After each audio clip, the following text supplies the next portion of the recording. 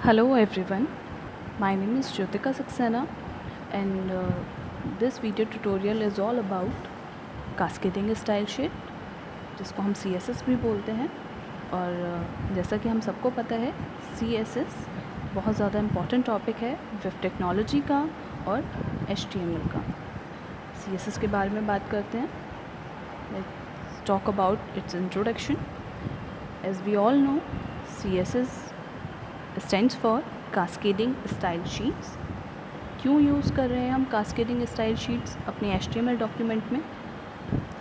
इसका आंसर है कि जब कभी भी आप HTML डॉक्यूमेंट से रिलेटेड वेबसाइट्स को डिज़ाइन करते हैं तो उन वेब पेजेस के बीच में एक यूनिफॉर्मिटी और टाइम मैनेजमेंट नहीं होता।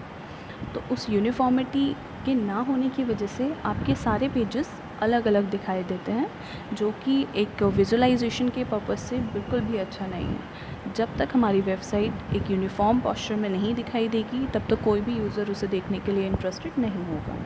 तो हियर वी आर, इसलिए हम यूज़ करते हैं CSS। अब बात करते हैं व्हाट इज़ CSS। CSS क्या होता है? देन CSS एक सिंपल मैकेनिज़्म है जो स्टाइलिंग को, किसी भी वेब डॉक्यूमेंट के स्टाइलिंग को कंट्रोल करती है, लेकिन उसके साथ साथ वो इसके स्ट्रक्चर के साथ कोई भी कॉम्प्रोमाइज़ नहीं करती। नेक्स्ट, ये सेपरेट विजुअल डिज़ाइन एलिमेंट्स जैसे लेआउट, फॉन्ट्स, कलर्स, मार्जिन्स और इन सबसे रिलेटेड वेब पेजेस के कंटेंट्स के साथ साथ बहुत अच्छे से डील करती है। नेक्स्ट, ये फास्टर डाउनलोड्स को स्टार्ट अलाउ करती है और ऐसा नहीं करती कि अगर आपके वेबसाइट में बहुत सारे मल्टीपल पेजेस हैं तो उसमें आपको कोई भी किसी भी तरीके की रुकावट दे। तो CSS जो भी स्टाइल शीट्स हैं वो आपके यूज़र फ्रेंडली हैं, वो बहुत ही ज़्यादा अच्छे तरीके से आप यूज़ कर सकते हो। Next slide is, there are 3 ways to include CSS in your HTML program. One by one discuss करते हैं। The very first one is local या इनलाइन। लोकल और इनलाइन का मतलब आपको समझ में ही आता है, जैसे इनलाइन मतलब एक ही लाइन में आप यूज़ करेंगे। नेक्स्ट, ग्लोबल, जिसको आप एम्बेडेड या इंटरनल भी बोलते हैं। And last one is linked, जिसे आप एक्सटर्नल भी बोलते हैं। वन बाय वन हम इन तीनों टाइप को डिस्कस करेंगे। The very first part of including CSS is local. Local CSS को इनलाइन स्टाइल शीट बोला जाता है और ये टैग्स के अंदर ही इसे प्लेस किया जाता है। किस टैग्स की बात कर रहे हैं हम? HTML टैग्स की, जैसे P, या फिर आपका जो भी स्टाइल शीट्स हो जाते हैं वो डिफरेंट टैग के अंदर आप यूज़ करोगे। जैसे मैंने यहाँ आपके एग्जांपल लिखा हुआ है, P style, style equals to font size 10 point, colour red, font weight bold, font family Arial. और इसके साथ मैंने इस टैग के बाद एक टेक्स्ट लिखा है, this is a local style sheet declaration. It means जब मैं इसे एक ब्राउज़र पे रन कराऊंगी तो वहाँ पर this is local style sheet declaration का जो फॉन्ट साइज़ होगा वो 10 पॉइंट होगा, कलर रेड होगा, फॉन्ट वेट बोल्ड होगा और फैमिली एरियल होगी। Let's see through this output.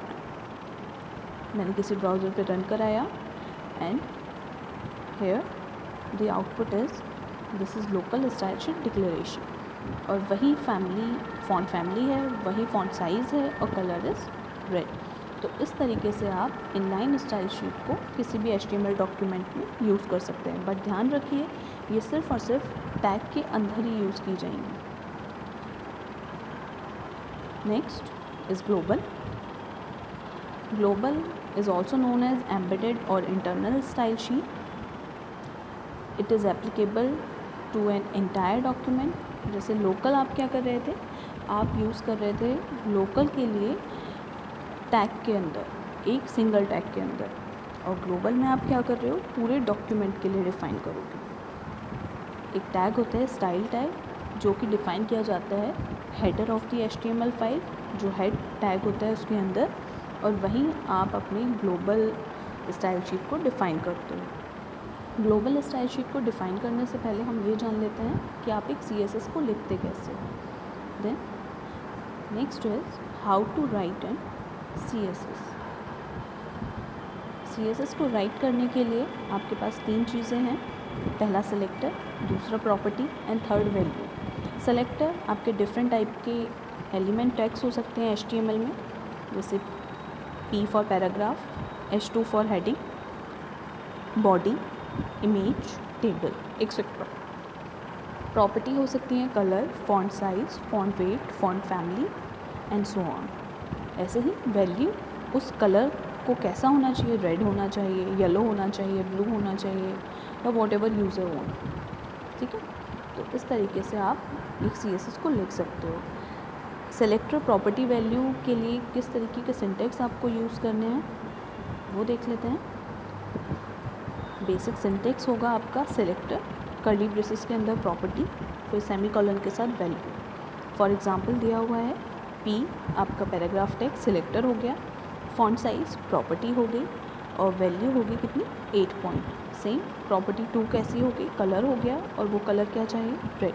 तो इस तरीके से आप किसी भी CSS को लिख सकते हैं। वापस से आते हैं ग्लोबल या इंटरनल स्टाइल शीट के लिए।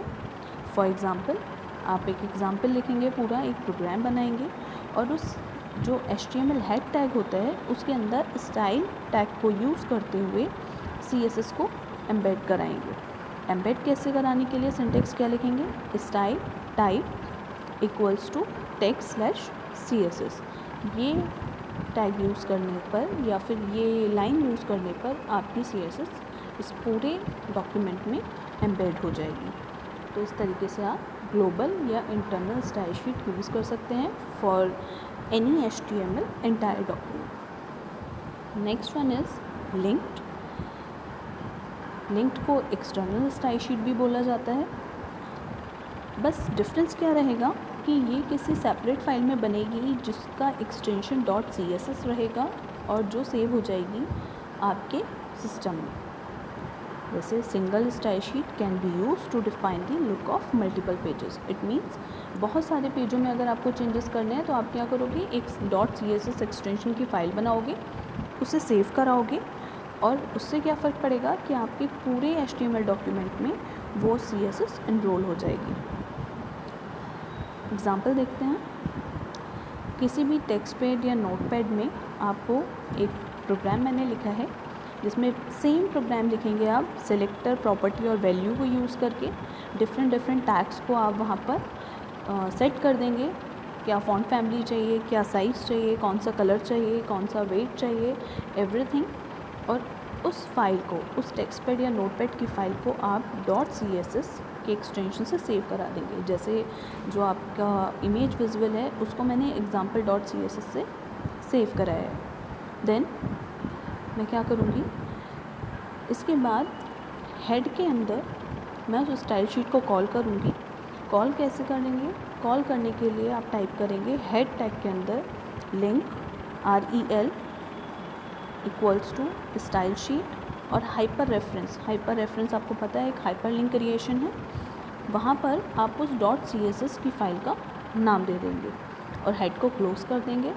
इससे ये होगा कि आपने उस .css में जितने भी टैग डिफ़ाइन किए हैं और उनकी जितनी भी प्रॉपर्टी और वैल्यू डिफ़ाइन की है, वही प्रॉपर्टी और वैल्यू जहाँ जहाँ आपके HTML डॉक्यूमेंट में वो टैग्स यूज़ हुए होंगे, वो प्रॉपर्टी वैल्यू वहाँ एनरोल हो जाएंगी। ये हैं आपके 3 टाइप। नेक्स्ट वन इज़, आप अभी तक जो कर रहे हैं ग्रुपिंग प्रॉपर्टीज़ आपने नहीं की।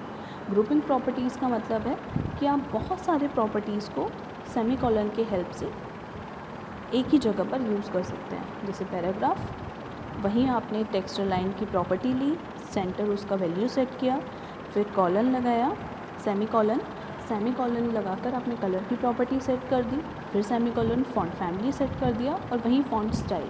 तो इस तरीके से एक टैग के लिए आप वेरियस प्रॉपर्टीज़ को सेट कर सकते हैं। Next one, grouping selectors.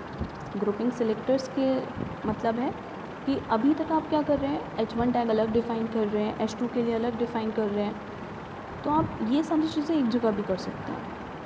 H1 से लेके H6 के सारे हेडर्स को एक जगह कॉमा के साथ लिखिए और कर्ली ब्रेसेस के अंदर उनकी प्रॉपर्टी डिफ़ाइन कर दीजिए। जैसे मुझे कलर कॉलन ग्रीन, तो जितने भी जगह पर H1 to H6 headers use होंगे उनका कलर ऑटोमेटिकली ग्रीन हो जाएगा। इन सेलेक्टर्स को आप एक स्पेस के साथ भी यूज़ कर सकते हैं, जैसे आपका P और LI। P is for paragraph, LI is for list. अब मैं चाहती हूँ जहाँ कहीं भी पैराग्राफ और लिस्ट आइटम के साथ यूज़ हो, वहाँ पे जितने भी वर्ड्स यूज़ हों उनका कलर रेड हो जाए। तो जो आइटम्स एक लिस्ट में हैं, जैसे 1 2 3 4 5, या फिर बुलेट्स में हैं वो, और एक पैराग्राफ के अंदर है, इन दोनों प्रॉपर्टीज़ को जो फॉलो अप कर रहे होंगे उनका कलर क्या हो जाएगा? रेड हो जाएगा। Well, this is all about CSS।